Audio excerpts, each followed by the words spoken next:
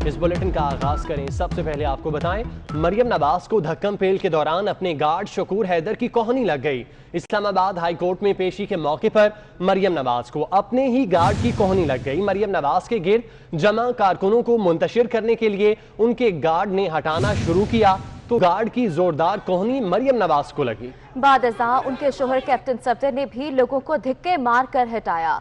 तो आपको बता रहे हैं कि मरियम नवाज को धक्कम पेल के दौरान अपने गार्ड शकूर हैदर की कोहनी लग गई। इस्लामाबाद हाई कोर्ट में पेशी के मौके पर मरियम नवाज को अपने ही गार्ड की कोहनी लग गई। मरियम नवाज के गैर जमा कारकुनों को मुंतशिर करने के लिए उनके गार्ड ने हटाना शुरू किया तो गार्ड की जोरदार कोहनी मरियम नवाज को लगी। आपको बताते चलें कि कारकुनान की कसीर तादाद यहाँ पर मौजूद थी और गार्ड कारकुनान को पीछे हटा रहे थे। इसी दौरान गार्ड की कोहनी मरियम नवाज को लगी। इसी हवाले से मजीद तफसीलात जानते हैं। अवैस कियानी हमारे साथ मौजूद हैं। अवैस, बताइएगा क्या तफसीलात हैं? देखें, मरियम नवाज देखा जा रहा है कि जब भी वो उनकी पेशी होती है अदालत में तो एक बड़ी तादाद में जो लीगी कारकुनान हैं और उनके जो चाहने वाले हैं वो उनके हमरा होते हैं। लेकिन सिक्योरिटी का नामुनासिब इंतजाम आज भी देखने को मिले कि जब कोर्ट रूम से जब वो वापस निकली तो उनके जो पुलिस का जो हिसार था वो बरकरार नहीं रह सका और जो पर्सनल जो गार्ड थे वो जो है हिफाजत करते रहे मरियम नवाज के। इसी दौरान जो धक्कम पेल में इनके अपने जो सिक्योरिटी गार्ड का जो है वो कोहनी लगी है मरियम नवाज को, और उन्होंने इसका जिक्र भी किया। लेकिन वो सबसे अहम बात यह है कि वो रुक इस वजह से रही थी क्योंकि वो मीडिया से इंटरेक्ट कर रही थी, मीडिया के सवालात का जवाब देती हैं मरियम नवाज, और यही वजह है कि आज वो सवाल के लिए जब रुकी तो धक्कम पेल की वजह से उनको रोकने के लिए जो उनके अपने जो गार्ड थे शकूर, उनका जो है हाथ मरियम नवाज को लगा, जिसका उन्होंने जिक्र भी किया, उनको तकलीफ भी हुई। लेकिन उन्होंने सवाल का जवाब दिया और वो फिर सवाल के जवाब देने के बाद जो है अपनी गाड़ी की तरफ रवाना हुई हैं। जी अवैस, बहुत शुक्रिया अपडेट करने के लिए।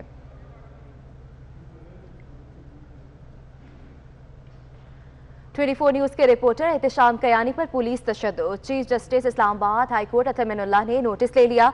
चीफ जस्टिस ने आईजी इस्लामाबाद से रिपोर्ट तलब कर ली है। चीफ जस्टिस ने कहा कि नेशनल प्रेस क्लब RIUJ अदालत में तहरीरी जवाब दें। 24 न्यूज के रिपोर्टर एहतशाम कयानी पर पुलिस तशद्दुद और इस मामले पर chief justice Islamabad high court अतर मिनुल्लाह ने नोटिस ले लिया है। चीफ जस्टिस ने IG इस्लामाबाद से रिपोर्ट तलब कर ली। चीफ जस्टिस ने कहा कि नेशनल प्रेस क्लब और RIUJ अदालत में तहरीरी दरख्वास्त दें। ब्यूरो चीफ सगीर चौधरी हमारे साथ मौजूद हैं। सगीर, बताइएगा क्या तफसीलात हैं? जी देखिए, Islamabad high court press association, national press club और इसके अलावा Rawalpindi Islamabad union of journalist का एक नुमाइंदा वक्त जो है वो चीफ जस्टिस से मिला और चीफ जस्टिस को जो तमाम सूरत थी उससे आगाह किया कि 24 न्यूज के रिपोर्टर जो कि कोर्ट रिपोर्टिंग करते हैं एहतशाम कियानी, उनको पुलिस ने जो है वो न सिर्फ हिरासत में लिया बल्कि तशद्दुद का भी निशाना बनाया और उनके कपड़े भी फाड़े गए और उनके साथ बदसलूकी की गई, जिस पर चीफ जस्टिस ने सख्त बरहमी का इजहार किया और चीफ जस्टिस अतर मिनुल्लाह की जानिब से IG से रिपोर्ट तलब कर ली गई है। और उन्होंने ये भी कहा है कि इसमें नेशनल प्रेस क्लब RIUJ और Islamabad high court press association के जो नुमाइंदे हैं वो मुश्तरका तौर पर एक दरख्वास्त देंगे और वो दरख्वास्त पर भी अमल दरामद करते हुए सख्त नोटिस किया जाएगा। उन्होंने कहा है कि सहाफ़ी हमारे लिए रिस्पेक्टेबल हैं और माशरे की आंख और कान है और वो आईना दिखाते हैं, इसलिए सहाफ़ियों के साथ ऐसा सलूक और वो भी जो कोर्ट रिपोर्टर हैं जो रोजाना कोर्ट की बीट करते हैं उनके साथ पुलिस का ऐसा रवैया जो है वो इंतहाई गलत है और उसको कभी बर्दाश्त नहीं किया जाएगा। IG से उन्होंने इस वाक़े की रिपोर्ट तलब कर ली है और कहा इस वाक़े की रिपोर्ट तलब कर ली गई है। सगीर, बहुत शुक्रिया। नून लीगी रहनुमा एहसन इकबाल का कहना है कि मेरी और ख्वाजा आसिफ की आर्मी चीफ से कोई 1-on-1 मुलाकात नहीं हुई। सहाफी ने पूछा, क्या नवाज शरीफ ने आर्मी चीफ से मुलाकात के लिए नुमाइंदा भेजा था? एहसन इकबाल बोले, आर्मी चीफ और नवाज शरीफ के नुमाइंदे की मुलाकात का कोई इल्म नहीं। मेरी कोई मुलाकात नहीं, मेरी आर्मी चीफ के साथ कोई 1-on-1 मुलाकात नहीं हुई। नहीं, मेरी और ख्वाजा आसिफ साहब के साथ, आर्मी चीफ के साथ कोई 1-on-1 मुलाकात नहीं हुई। अगर शेख ने यह कहा तो झूठ बोला। आर्मी चीफ की जानिब से पार्लिमानी रहनुमाओं को अशाइये से मुतालिक सहाफ़ी के सवाल पर मरियम नवाज ने कहा कि डिनर का मुझे कोई इल्म नहीं, लेकिन जिस इशू पर बुलाया था वो गिलगित बल्तिस्तान का इशू है।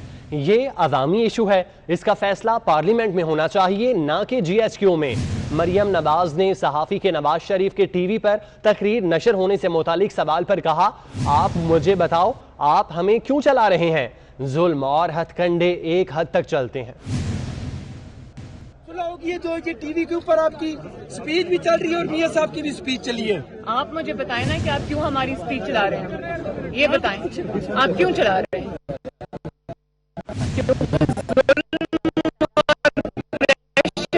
اور ہتھ کنڈے ایک حد تک چلتے ہیں، ہمیشہ نہیں چل سکتے۔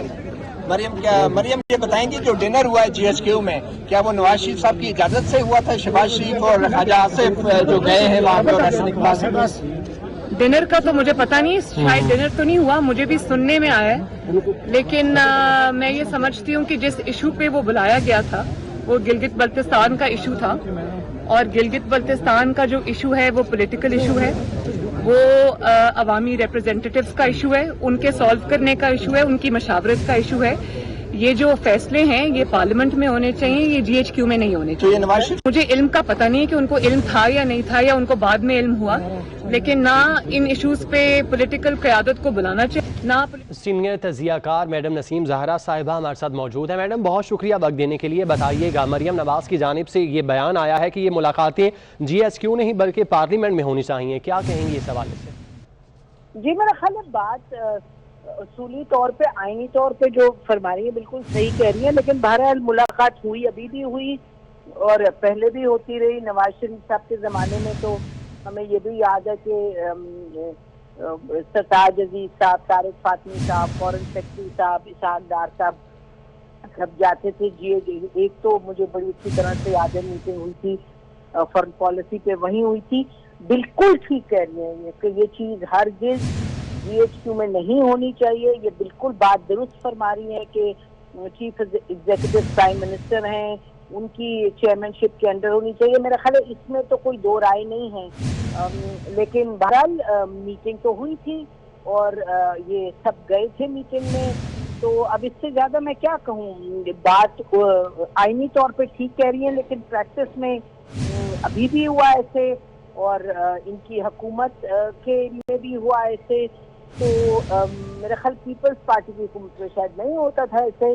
تو نواز شریف صاحب جب علیم تھے اور لندن میں تھے تو مجھے یاد ہے کہ میٹنگز وہاں ہوتی تھی۔ تو دوسرا یہ کہ جو پرائم منسٹر عمران خان صاحب ہیں، انہوں نے آپ کو معلوم ہے ایک نیشنل ڈیولپمنٹ کمیٹی ہے یا کاؤنسل ہے، اس میں آرمی چیف بھی ہیں اور آرمی چیف بہت سی کمیٹیز ہیں اس کے ممبر ہیں۔ تو بات یہ کہ یہ ان کا جو فکرہ ہے، پھر میں ریپیٹ کروں گی، آئینی طور پر تو درست ہے لیکن پریکٹس میں جو ہوتا رہا ہے اور جو ہو رہا ہے وہ بھی آپ کے سامنے ہے۔ تو اب وہ اس طرح کے حالات بنے، اس طرح اور جو یعنی ادارے ہیں، یعنی کہ نیشنل سیکیورٹی کمیٹی ہے، یہ سب ہے، اگر وہ ٹھیک سے چلے اور صحیح طریقے سے چلے تو پھر ظاہر ہے کہ مختلف ہوگی سچویشن۔ یہ بھی یاد رہے کہ فاٹا کی جب ضم ہونے کی بات تھی پاکستان میں، اس میں بھی نہ کہ آرمی چیف، اس میں آئی ایس آئی کی چیف بھی بہت انوالو تھے۔ تو بات یہ کہ ذرا مجھے کچھ یہی میں کہہ سکتی ہوں کہ مریم نواز صاحبہ جو بات کر رہی ہیں وہ آئینی موقف ٹھیک ہے، آئینی موقف ٹھیک ہے، لیکن اس کو یہ یعنی کہ یہ بھی کہہ سکتے تھے کہ نہیں جی ہم نہیں آتے، جی مطلب کہہ سکتے تھے نا۔ یہ اس میں میرا خیال ہے اس کا یہ مطلب نہیں ہے کہ آرمی چیف نے کوئی ٹھیک ہے۔ بہت شکریہ میڈم نسیم زہرا صاحبہ ہمارے ساتھ موجود تھیں اور اس معاملے پہ اپنا تجزیہ پیش کر رہی تھیں۔ مسلم لیگ نون گرفتاریوں کی صورت میں کیا حکمت عملی اپنائے گی؟ 24 نیوز کے نمائندے اویس کیانی کے سوال پر مریم نواز نے کہا کہ گرفتاریاں ہوں یا جو مرضی ہو وہی لاہے عمل ہوگا جو اے پی سی نے دیا۔ نون لیگ اے پی سی سے پیچھے نہیں ہٹے گی۔ اگر گرفتاریاں ہوتی ہیں تو اس کے بعد کیا لاہے عمل اپنایا جائے گا؟ گرفتاریاں ہوں یا جو مرضی ہو، اب لاہے عمل وہی ہے جو اے پی سی۔ میڈم اگر گرفتاریاں ہوتی ہیں تو اس کے بعد کیا لاہے عمل اپنایا جائے گا؟ گرفتاریاں ہوں یا جو مرضی ہو، اب لاہے عمل وہی ہے جو اے پی سی نے دے دیا انشاءاللہ تعالیٰ، اس سے پیچھے نہیں آئیں۔ مشیر داخلہ اور احتساب شہزاد اکبر اسلام آباد میں پریس کانفرنس کر رہے ہیں۔ کیونکہ اکثر یہ سوال کیا جاتا ہے کہ یہ بات کہاں جا رہی ہے، یہ بات کیا صرف پریس کانفرنسز تک محدود رہے گی یا اس میں کچھ آگے بھی چیزیں نکلیں گی؟ تو اس میں ایک بڑا اہم سٹیپ ہے جس کو شاید زیادہ نوٹس نہیں کیا گیا، وہ نیب کا ریفرنس جو ٹی ٹی کیس ہے، جس کو عام زبان میں ہم ٹی ٹی کیس کہتے ہیں، وہ منی لانڈرنگ کا کیس ہے اور وہ لاہور کی اکاؤنٹیبلٹی کورٹ میں داخل ہو چکا ہے۔ یہ اس ریفرنس کی کاپی ہے۔ اس ریفرنس سے اچھا اور مضبوط ریفرنس نیب کا میں نہیں سمجھتا کہ آج تک کبھی فائل ہوا ہوگا پاکستان میں۔ 55 والیومز پہ مشتمل، 25,000 صفحات and all documentary evidence. Documentary evidence کی جب ہم بات کرتے ہیں تو اس کے اندر بینکنگ کیا ایویڈنس ہے، بڑا اسٹریٹ فارورڈ سے ایویڈنس ہوتا ہے، کمپنیز کے ریکارڈز ہیں SECP کے، ٹیکس کی اس کے اندر ریکارڈز ہیں، الیکشن کمیشن کے ریکارڈز ہیں، فارن ریمیٹنسز کے ریکارڈز ہیں، سوئفٹ میسیجز ہیں، فارم آر ہوتے ہیں، وہ تمام چیزیں اس ریکارڈ کا حصہ ہے۔ میری خواہش تو تھی کہ میں وہ 55 کے 55 والیومز آپ سے شیئر کر سکتا، میں نے عدالت میں درخواست بھی دی ہوئی ہے، لیکن ابھی تک مجھے صرف ریفرنس کی کاپی اور IO رپورٹ مل سکی ہے آفیشلی، جو اس کو جس کا طریقہ کار ہوتا ہے۔ آپ میں سے بھی بہت سارے صحافیوں نے دی بھی ہوگی، آپ دے بھی سکتے ہیں اور آپ کو آفیشلی، کیونکہ یہ سارا پبلک ڈاکومنٹ ہوتا ہے۔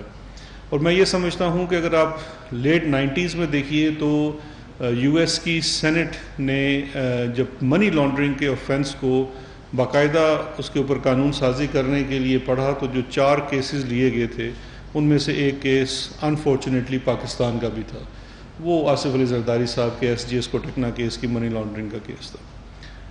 آج میں سمجھتا ہوں کہ اگر کسی نے دوبارہ سے منی لانڈرنگ کو اسٹڈی کرنا ہوگا تو وہ یہ TT کیس جو ہے STT مافیا کا، وہ کیس بنایا جائے گا، کیونکہ اس زمانے سے لے کے اب تک اگر آپ دیکھیں تو یہ بڑی ڈیٹیلڈ انویسٹیگیشن ہے جس کا کریڈٹ بہرکاف نیب کی انویسٹیگیشن ٹیمز کو جاتا ہے۔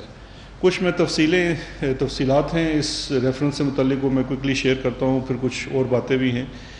اس پورے جو 55 والیومز کا جو ریفرنس ہے، 25,000 صفحات پہ مشتمل، اس میں 16 ملزمان نامزد کیے گئے ہیں، 16 ایکیوز پرسنز ہیں، جس میں سے 6 فیملی ممبرز ہیں۔ شہباز شریف صاحب خود ہیں اس کے، جو کہ سربراہ ہیں اس پورے رنگ کے، یہی نیب کا ریفرنس کہتا ہے، یہ کوئی میرے الفاظ نہیں ہیں۔ اس کے علاوہ ان کے بچے ہیں، جن کے نام پہ بھی منی لانڈرنگ ہوئی ہے وہ سب لوگ شامل ہیں۔ 10 ان کے اکمپلسز ہیں، 10 لوگ وہ ہیں جو مختلف رولز میں ان کو اسسٹ کرتے رہے، معاونت فراہم کرتے رہے اس منی لانڈرنگ کے نیٹ ورک کو چلانے کے لیے۔ 4 بڑی امپورٹنٹ چیز ہے، 4 اس کے اندر اپروورز بھی ہیں، یعنی کہ 4 وہ لوگ ہیں جو ملزمان کی مد میں آتے ہیں، لیکن انہوں نے اپنا گناہ قبول کر کے اپنا سارا رول ڈسکلوز کیا اور پروسیکیوشن کی اسسٹنس کی، جس کی وجہ سے ان کو اپروور بنا دیا گیا، یعنی کہ سلطانی گواہ۔ تو ان 4 لوگوں نے شہباز شریف اینڈ فیملی کے خلاف گواہی دی۔ اس کے علاوہ اس میں بڑی امپورٹنٹ چیز ہے، ان میں سے ان کمپنیوں کے تفصیل تو میں آپ سے بڑی تفصیل سے ڈسکس کر چکا ہوں۔ 3 بے نامی کمپنیاں، فرنٹ کمپنیاں بھی اس ریفرنس کا حصہ ہیں۔ ایک کمپنی ہے good nature trading company private limited, یہ کمپنی بنائی گئی ایک نثار گل اور احمد علی احمد کے نام پہ۔ نثار گل ان کے CM ہاؤس میں 10 سال ڈائریکٹر پولیٹیکل افیئرز رہے شہباز شریف صاحب کے۔ دوسرے علی احمد صاحب ڈائریکٹر اسٹریٹجی رہے۔ نثار احمد گل زیر حراست ہیں، وہ بھی اس میں ایکیوزڈ ہیں۔ علی احمد شاید ابھی تک مفرور ہیں، اشتہاری ہیں اس کیس میں۔ اس کیس نے اربوں روپے کی منی لانڈرنگ کی اور ریفرنس کے اندر ڈائریکٹ شواہد دکھائے گئے کہ کس طرح سے یہ کنیکٹڈ ہے شہباز شریف صاحب سے اور ان کے خاندان سے۔ دوسری بے نامی کمپنی یونیٹاس اسٹیل کے نام سے ہے، اس میں بھی یہ 2 اشخاص اور تیسرا شخص طاہر نقوی جو کہ اسسٹنٹ مینیجر ہے شریف گروپ آف کمپنیز میں، اس کے نام پہ تھی۔ یہ دوسری بے نامی کمپنی دکھائی گئی جس میں یونیٹاس UNITAS یونیٹاس۔ تیسری کمپنی جو ہے وہ نثار ٹریڈنگ کنسرن ہے، اور یہ کمپنی بھی میں سمجھتا ہوں بڑی امپورٹنٹ اس لیے ہے کہ یہ کمپنی نام رجسٹرڈ ہے راشد کرامت کے، راشد کرامت جو ہے اس کو کاغذات میں اگر آپ دیکھیں تو شریف گروپ آف کمپنیز میں وہ پرچیز اسسٹنٹ ہے، 18 یا 20 ہزار روپیہ اس کی تنخواہ ہے اور اربوں روپیہ اس کے اکاؤنٹ میں آ رہا ہے. اور سب سے امپورٹنٹ چیز اس ریفرنس کا حصہ بھی ہے انویسٹیگیشن رپورٹ 173 کی، آپ پڑھیے، اس میں پتہ چلتا ہے کہ یہ وہ کمپنی ہے. اور میں یہ سمجھتا ہوں یہ صرف ایک کمپنی ہے جو اس ریفرنس کا حصہ بنی ہے، ابھی اور بھی انویسٹیگیشنز ہو رہی ہیں تو چیزیں سامنے آئیں گی، لیکن اس ایک کمپنی کے اندر کک بیکس اور کمیشنز بھی وصول کیے جاتے تھے، کیونکہ پنجاب میں جب ان کی حکومت تھی تو مختلف ٹھیکیداروں سے پیسہ وصول کیا جاتا ہے، مختلف پارٹی کے لوگوں سے پیسہ وصول کیا جاتا ہے، اور ان کی سٹیٹمنٹس بھی ریکارڈ کا حصہ ہیں جو یہ کہتے ہیں کہ ہم نے تو پارٹی ٹکٹ کے لیے پیسے دیے تھے. تو سوال یہ پیدا ہوتا ہے، اور حمزہ کو دیے تھے، تو سوال یہ پیدا ہوتا ہے کہ آپ نے اگر پارٹی ٹکٹ کے لیے پیسے دیے یا کنسرن کے اندر کیوں جمع ہو رہے ہیں، وہ پی ایم ایل این کے پارٹی فنڈ کے اندر کیوں نہیں جمع ہو رہے. ایک چیز تو یہ ہے، اور دوسرا سوال یہ پیدا ہوتا ہے کہ کیا پی ایم ایل این کے اندر پیسے دے کے عہدے دیے جاتے ہیں، چاہے وہ پارٹی کے عہدے ہوں یا سرکاری عہدے ہوں. ایک دو تو میں دیکھ رہا تھا اس کے اندر بڑی واضح مثالیں ہیں کہ ایک شخص کو بیت المال کا پنجاب کا لگا دیا گیا اور اس سے پہلے 1 کروڑ روپیہ اس نے حمزہ شہباز کو دیا جو اس نے نثار ٹریڈنگ کنسرن کے اندر جمع کرایا. تو اس طرح کے بہت ساری جو ٹرانزیکشنز ہیں وہ ہائی لائٹ کی گئی ہیں اس کیس کے اندر. کراچی کے علاقے کلفٹن سے لڑکی کے اغوا کے واقعے کی سی سی ٹی وی فوٹیج سامنے آ گئی ہے. دانیال سید ہمارے ساتھ موجود ہیں. دانیال، فوٹیج سامنے آئی ہے، پولیس نے اب تک کیا کارروائی کی ہے؟ جی دیکھیں، بالکل کراچی کے علاقے کلفٹن میں گزشتہ روز یہ واردات جو ہے سامنے آئی تھی.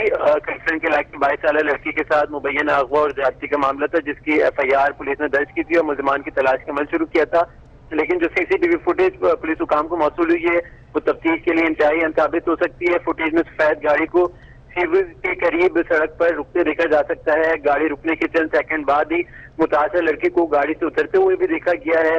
ویڈیو میں متاثرہ خاتون نارمل طریقے سے دوسری جانب جاتی ہوئی نظر آئی ہیں، جبکہ 22 سالہ لڑکی کے ساتھ جو مبینہ طور پہ جو زیادتی ہوئی تھی اس کی میڈیکل رپورٹ بھی منظر عام پر آ گئی ہے. میڈیکل لیگل رپورٹ میں جو بات سامنے آئی ہے اس میں لڑکی کے ساتھ زیادتی کے شواہد جو ہیں وہ زبردستی کے شواہد نہیں ملے ہیں. لڑکی کے جسم پر تشدد کے بھی کوئی نشانات جو ہیں وہ پائے نہیں گئے ہیں. پولیس حکام کا کہنا ہے کہ بظاہر ایسا لگتا ہے کہ یہ متاثرہ لڑکی جو ہے 22 سالہ یہ رضامندی کے ساتھ اس ملزم کے ساتھ گئی ہے، تاہم اس ملزم کی تلاش کا عمل جاری ہے. ملزم کی تلاش کی جا رہی ہے. دانیال، بہت شکریہ.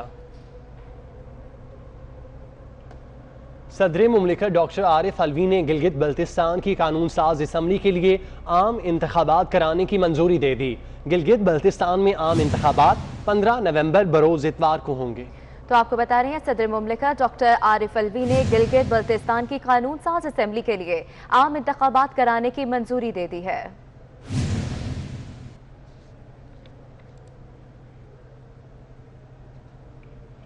Chairman CPEC authority lieutenant general retired Asim Saleem بادشاہ کا کہنا ہے کہ وزیر اعظم نے کراچی تا کوئٹہ تا چمن شاہراہ کو ایکسپریس وے میں اپ گریڈ کی اصولی منظور دے دی. کراچی تا کوئٹہ اور کوئٹہ تا چمن شاہراہ کی اپ گریڈیشن کے لیے کنسلٹنٹ تقرری کے لیے اشتہار دے دیا گیا. بلوچستان کی 790 کلومیٹر طویل شاہراہ ابتر حالت میں ہونے کے باعث زیادہ حادثات ہوتے تھے. ماضی میں نظر انداز کیے گئے لوگوں پر مکمل توجہ مرکوز ہے. اس حوالے سے انہوں نے ٹویٹ کیا ہے.